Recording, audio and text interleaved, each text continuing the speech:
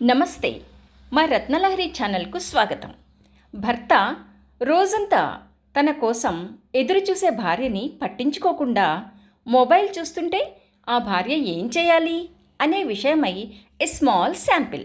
30 ఏళ్ల క్రితం నా చిన్నప్పుడు మా ఊళ్ళో ఒక ఆయన బ్లాక్ అండ్ వైట్ టీవీ కొన్నారు. అప్పట్లో అది చాలా గొప్ప. ఆయన భార్యకి టీవీ కొనటం ఇష్టమే లేదు.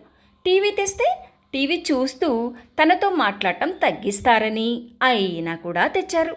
అందుకే ఆ ఊరిలో అందరితో ఆమె, నా మొగుడు నాకు సవ్వతిని తీసుకొచ్చాడు అని చెప్పి తన అక్కసు వెళ్ళబోసుకునేది. కాలం మారుతున్నప్పటికీ స్త్రీల సమస్యలు మారటమే లేదు. కొత్త కొత్త రూపాల్లో దర్శనమిస్తూనే ఉన్నాయి.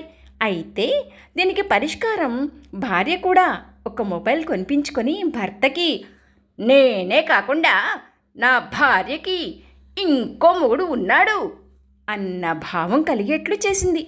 కొన్ని విషయాలు బాధపడితేనే కానీ బోధపడవు. చెప్పి చెప్పి ప్రయోజనమే ఉండదు. భర్త చేసిన పని భార్య కూడా చేయాలి. చేయటం మొదలుపెట్టారు. పర్యవసానాలు ప్రతిఫలాన్ని ఇస్తున్నాయి కూడా. మంచి ఫలమా చెడు ఫలమా సమయమే నిర్ణయిస్తుంది. Wait and see.